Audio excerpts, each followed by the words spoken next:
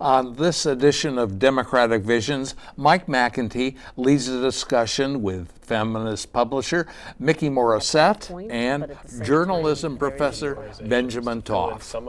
Their deep concerns about a healthy press and democracy during the Trump presidency are rooted in the First Amendment and decency. Mike is a seasoned journalist and has been a news executive.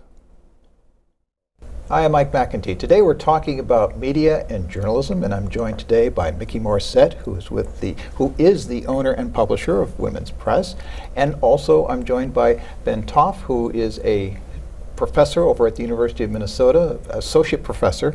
Just before we get started here, just let's find out a little bit of about both of you here. Mikki, you and I have known each other for a while, but why don't you fill people in on who you are? I am Mikki Morrissette, publisher and editor of Minnesota Women's Press, which I bought 7 years ago, and we're the longest continuously run feminist publication in the country. We just celebrated our 40th anniversary with a big celebration on May 1st.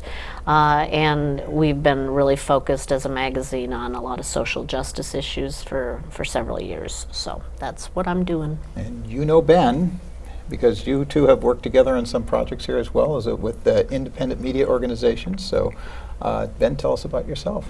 Sure. Thanks for having me. So I'm a professor, as you said, at the University of Minnesota at the Hubbard School of Journalism and Mass Communication. I'm also the director of the Minnesota Journalism Center.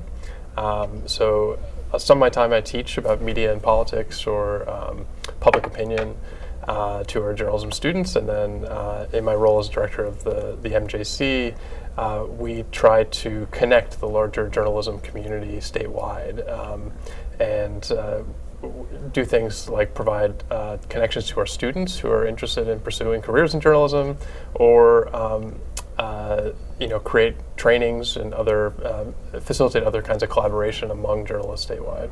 I'm glad to have you both here because both your perspectives here are important on the topic that we have today, which is kind of where are we with journalism, where are we with media? Because we've seen, certainly in my career, I've seen everything change, and I think even in just the last 10 years, we've seen everything change. And in the last couple of months, we've seen a lot of change too. We've seen a president that has always had a problem with the media, but now is suing for $1 billion to get capitulation from CBS to change and edit. We've watched some of the major owners of newspapers and media in the country line up behind President Trump and gladly do his bidding. Removing endorsements at the last minute. How is that going to just shape the future here for us? Media is a power place, and it is not a surprise that when authoritarians are taking over in countries, they want to control the narrative that comes from media, that comes from the questioning of journalists. And so the shaping that we're seeing now, I think, is related to, again, trying to control that narrative. And it does become more dangerous for journalists who are trying to question what's happening. And that is something that does happen in other countries, and journalists get jailed, journalists get killed.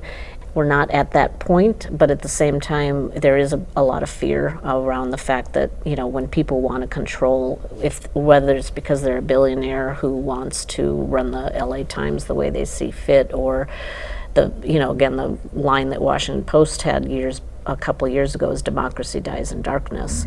Well, it's getting dark in some spots, and it's hard to be able to finance true journalism when the people who have the most money are sometimes wanting to make sure that you don't cover things the way you would normally.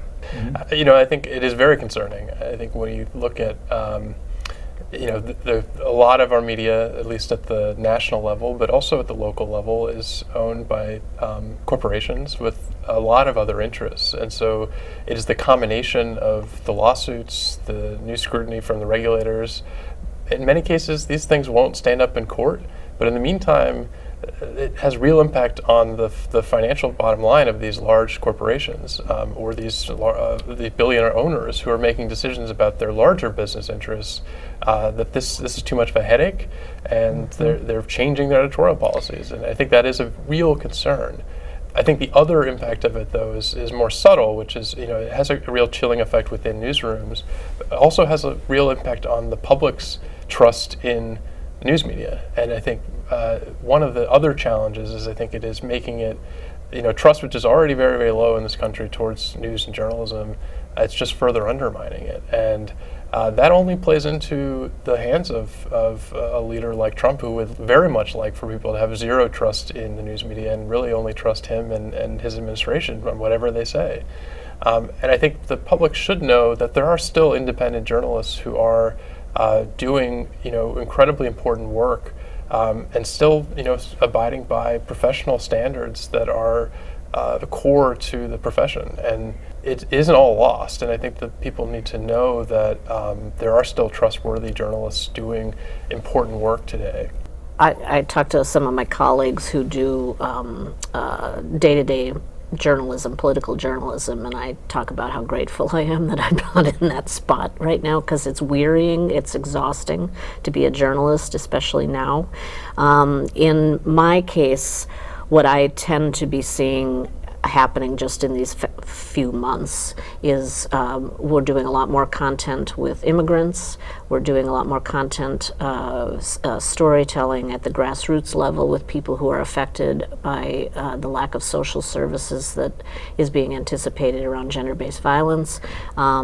We connect with people who are trying to do affordable housing, but funding is drying up. And so at the grassroots level, what I see is how actual people in communities are being affected by what's happening here.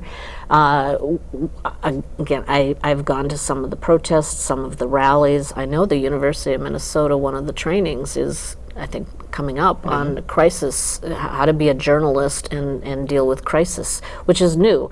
Again, when I started at the U, and we knew each other there, what we were taught then was how to go to the library and find resources and then type up your story on a typewriter. And it is a whole different world. It's a dangerous world. I have a friend who was covering things as a photojournalist, and it's dangerous, and you're targeted. And in the case of administration now, there's such an antagonism around what media does, which is ask questions. So Mikki paints a kind of a bleak picture here for what journalists are doing, and you're in charge of trying to get people interested in being journalists. How does that impact what you're doing? It's a challenge. There's no question students are concerned, and they see what's happening in the industry. They want to make sure that they get jobs when they graduate, and so it is harder to convince students. We're seeing declines in enrollment in journalism specifically. The School of Journalism and Mass Communication isn't only journalism majors. We have strategic communication majors as well, which is our largest major. Those are students who want to study advertising or public relations.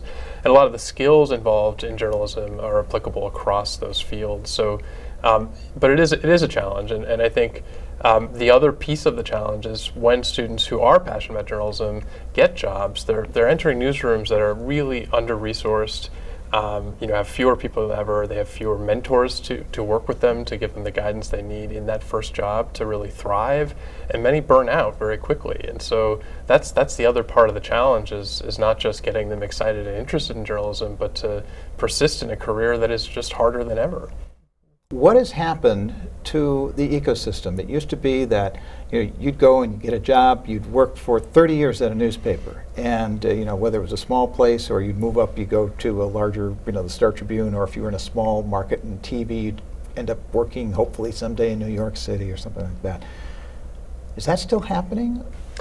It is happening to a much smaller scale than it once did, because these newsrooms are smaller and smaller, and we are seeing more and more news outlets closing. I think a lot of people probably know of their own community weekly or local news outlet that, if it still exists, is probably a shell of its former self. A lot of that is being driven by changes in technology, which has had a huge impact on the advertising. Digital advertising doesn't pay for those outlets nearly the same as what print advertising has been able to generate in terms of revenue.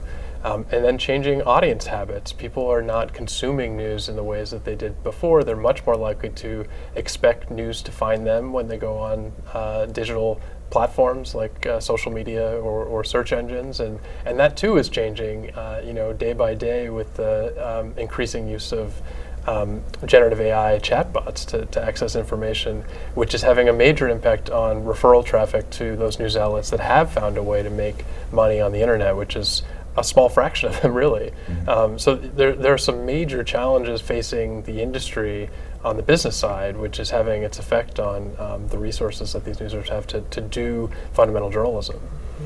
When we began this great experiment in democracy 250 years ago this year, the idea was that an informed public was really the basis for democracy, and that somehow we were going to be able to stay informed by saying that the press has the freedom, the government can't tell them what to print. Despite what we've been seeing in the last couple of months, that is still true. What's changed over the years? Are we still fulfilling that promise? Is that likely to continue? Is that going to lead to the fall of democracy? That's a whole big topic for you. So, okay. All right, we'll solve that. One of the things that hasn't been mentioned yet, but is certainly a big part of this, is the social media influence, and people with Joe Rogan's podcast and YouTube videos and things. And I know I was super excited when we got the internet, and therefore people could create things on their own. But at the same time, the influencers, we see what even at the White House, we've got now people who are social media influencers have a seat at the table there. And then it's hard to discern if there hasn't been a lot of education around media literacy. How do people decide what to believe or what to listen to when it's a lot of it's a lot of opinions, which is titillating, and that sells, and people watch that, but it's also not necessarily the same as journalism, fact-based. Some of it can be, but yeah, as somebody who fought very hard to break through that group of people who always covered here at the state capitol, I can say that it's hard to do, and it was a good thing to have happen. When I was working with the Uptake, we had a set of code of ethics. We were very open about that. Is there just a lack of demand for ethics right now? I don't think there's a lack of demand for ethics. I think the challenge is people's attentions are so divided, and it is harder. We have news alerts. We have people feel inundated with information at all times, and getting people to pay a sustained attention to news in a way that I think in the past was very commonplace. People would spend a significant amount of time reading a newspaper in the morning, or a habit around watching the evening news, and fewer people consume information in that way. And instead, what they're doing is often scrolling through a feed where they're spending split seconds on content and making decisions about what's worth their time and attention and what's not. And I think in that environment, it's very hard to communicate what is distinct and different, and what those ethical standards are, what the professional practices are around news gathering and journalism that is fundamentally different from what influencers or others who are conveyors of information and maybe seemingly trustworthy because you feel like a personal connection to that voice. That has its role, and it has a real value, but it is also different from reporting and news gathering that requires getting people to, whether it's seeking out documents or talking to sources who otherwise maybe putting themselves at risk to reveal important information that the public needs to know, and that takes journalists. When we were talking before the show, you used the phrase news avoidance. Tell me what you mean by that, because that sounds like I don't want any news. Some of it is that. So I've spent many years studying this phenomenon of news avoidance, which surveys suggest has been growing in some places around the world by very significant margins. But there's not one form of news avoidance. So there's we make a distinction in our research between what we call consistent news avoidance and selective news avoidance. Consistent news avoidance being the form where you consume almost no news whatsoever. And some of those people who are consuming no news is not actually a deliberate choice. They're not they wouldn't consider themselves news avoiders. They would just consider themselves people who have very busy lives, and they are working full time and maybe taking care of 3 kids and an aging parent. And when you ask them, what is it about news how is it that you are consuming so little of it? They'll often say, oh, it's not news, it's me. It's something about themselves. Or they'll say, they're a very anxious person, and news just exacerbates that. But it's really not about the news, it's about me. And then there are other people who are much more likely to really put the blame, so to speak, on the news itself, and will point to a lot of things I think people will resonate with. A lot of people who do consume news feel the same way about it. It's too much sensationalism, too much negativity, too much content that you can't trust, all these sorts of concerns that people have, which are valid. Let's talk about that for a moment, because disinformation, I think is a good way of phrasing it, has become, I just see it all the time in my feed on Facebook, or, I'm one of those old people that use Facebook, sorry. And for the longest time, I would see it seemed to be coming from the right. It would be, and a lot of this had to do with, the political campaigns. But now I see people I know who should know better handing off stuff that has a left view that is, if you did any kind of checking, you'd know this is absolutely false. I think we've come up with a generation of people here where we've turned the population into people who just want to fight as opposed to pay attention to what actually is fact. Is observation are you seeing the same thing, or? Yeah, and I know Press Forward Minnesota just released a report yesterday or today that was about how people are consuming news, what they trust, what they don't, and I haven't read it deep enough, the full report, to retain some of the bullet points for today, but I do know one of the things was about people not wanting the bias that they see in media. And again, I didn't dig deep enough to find out what are they consuming that feels biased, but I do know when I was at Columbia, Missouri a few months ago, there was a cohort of people from around the country who were there to talk about how journalism can be sustainable. And we went out to interview young students about where they were getting their media and what they felt about it. And one of the young women we talked to said that for one, she said she gets most of her news from TikTok videos, but she also said that what she really gets turned off by is this overt bias in media. But again, I don't know if there's so many ways to look at what media is, and yeah. There's also a lot of ways to look at what bias is. Some people might call it lived experience. Yeah. What I believe to be true, you may not. Or I know how something works, and you don't seem to understand that. Yep. I'm in the twilight of my career, which ages both of us, Mike. But the thing that I love about where I am now, which I've never had before in my journalism career, mostly I was in magazine work in New York, is we, at Minnesota Women's Press, we work with a lot of first-person narratives, which is very unique. And in some cases, in traditional legacy journalism, people don't think that is journalism. But I embrace what we're able to do so much, because you hear directly from people about what their lived experiences are, why, what trauma has influenced them, how they have healed, what they have needed, how it's felt to be unhoused, the coercive control aspect of gender-based violence. Those are the things that people live at a day-to-day grassroots level, and people are still learning a lot from the storytelling aspect of what people have to share on a personal level. And I think if we allowed for media to be telling more of those stories, we might bring back some of the people who have fallen away. Because news is mostly bad news. You're usually tracing something, and people do get turned off by that. But if somebody's telling their story, or they're working on a narrative that is false around, how media covers gender-based violence, for example, which is not always done as well as some of the advocates would like. if that becomes part of the education that we learn from, that is a huge positive role for media. And so again, in my later years, I'm glad I'm able to do some of that, because like this woman, for example, would not be considered news, but what she does on a daily basis, she works with young women. She's teaching them to sew. She teaches them yoga. She teaches them meditative practices, teenagers. And we just did a conversation with WISE, which also works on empowerment, especially with immigrants who have been sexually assaulted. They work on financial literacy. They do youth videos together about healthy relationships.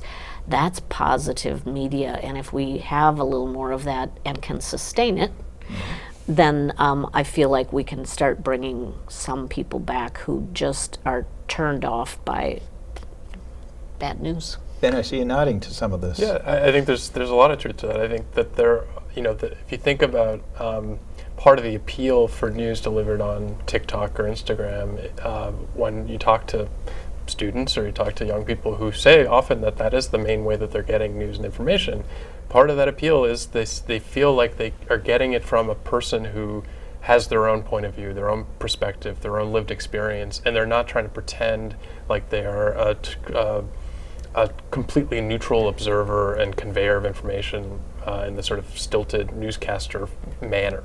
And I think there's a whole generation of people who are very resistant to that form of consuming news, who really do want the storytelling. They do want a sense of who this person is and where they're coming from. Doesn't mean that they don't, that doesn't mean that they're not skeptical or just taken in by whatever that opinion is, but they see it as a more authentic way of information being delivered. It is a more challenging way to navigate information environment if it's all coming from perspectives like that. And I think that is part of the challenge, that a lot of people feel like it is very hard to make sense of what is true and what's not in this environment. I mean, you use the word authentic, which I think is a great way of putting it. But I may be talking and I'm authentically telling my story, and somebody could say, well, you're biased and that's not true, or I don't want to listen to you, or I turn off your story because of that. We have, we talked about ethics, we talk about disinformation, we talk about authenticity. It's all kind of a big stew of stuff that we got to stir and get the right mixture right here, so that people get their information.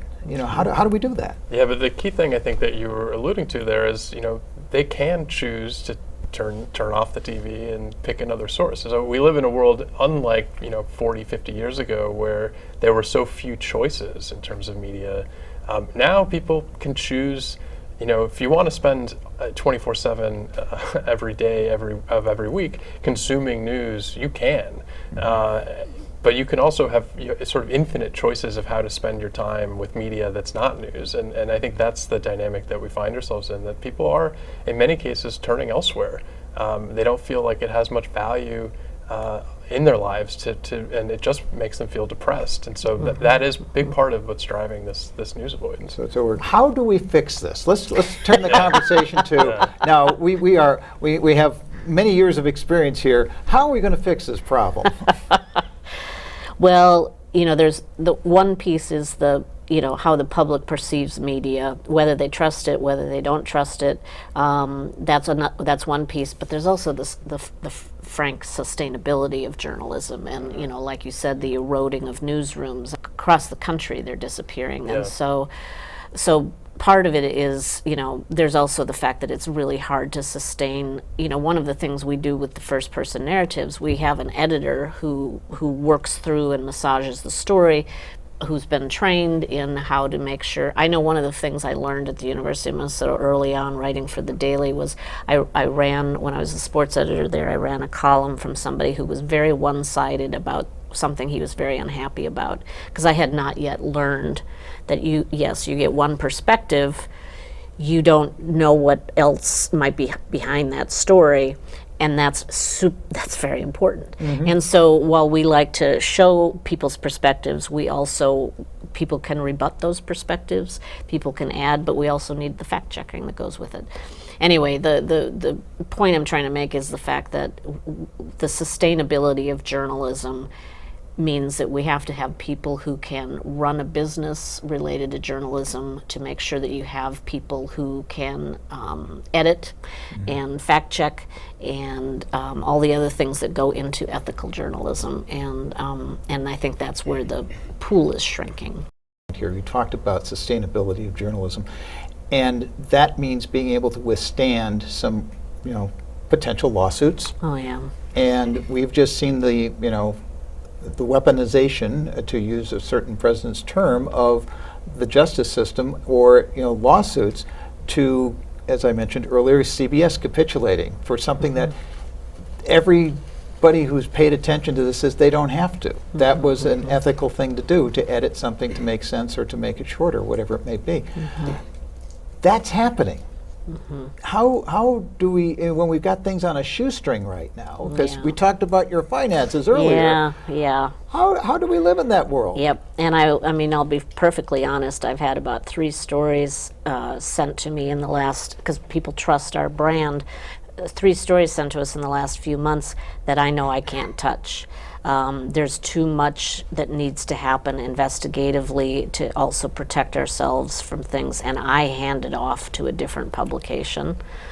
It's not that I'm concerned that Trump will come, but I also know that there's people who are targeting feminist publications. So I'm trying to be protective. I'll let you get the last word in I here. think one of the things that is somewhat promising and I'm hopeful about is there has been growth in nonprofit and public supported media organizations to fill in some of these gaps. And I think, I think that there are some small local community news organizations that have formed that are doing a better job of listening to their community. They're more, because in part they are dependent on their own community to survive, and their funding, their support. I think that has had some positive impacts in terms of both filling some of the voids in local coverage that's been missing, but also when you have organizations that are supported by the public directly, they're not as at risk in the same way as these large commercial organizations that are, targets for the Trump administration. Where can people find trustworthy journalists, and how do we support them? Yes, the chilling aspect of, and the ethics of having somebody like Zuckerberg, who runs Facebook, which is very much a media tool, and Bezos, who now runs the Washington Post, being part of behind the scenes, at the inauguration of Trump is chilling. But I do think that there's also that same pushback. There's the people on the streets, the people who are doing the protests on a regular basis, the people who are doing their own journalism on the ground. Again, at the grassroots level, that's where the people power is. And we need to support that as much as we possibly can, because that's the only way you can keep pointing a finger at the emperor. I think the other part of it is the larger journalism ecosystem. We focus so much on what's happening nationally because it has huge impacts. But locally, there's still a lot of great journalists doing great journalism at the local level that are, they're impacted because this is happening to the entire profession, that the media environment is very much impacted. But they need the support of the public just as much, if not more, than these larger national organizations. And I think that's another place that people can turn to find trustworthy sources. If we had another half hour, we could talk about how the funding for NPR and other things are being assailed, but we know that is a problem, and that the only way that organizations like that are going to be able to continue to be able to push back is to have the money to be able to do that. There are still people, there's a woman that I know who used to work with Wellstone Action, and she has now created a newsletter that she sends out every week that just tells people ways that they can engage, things that they could be reading, that she recommends, and people subscribe, and I know her subscriber list is growing, and that's its own form of media. So I do think there's still people that are really trying to support democracy by making sure that others recognize what they need to know to be engaged citizens. Mikki, Ben, thank you so much for joining us. We haven't solved the world's problems today, but I think we've taken a good crack at it. So thank you for coming in today and talk. Thank you. Thank you for having me. share your comments at democraticvisions@gmail.com. That's democraticvisions@gmail.com. Until next time, be alert, but smile some.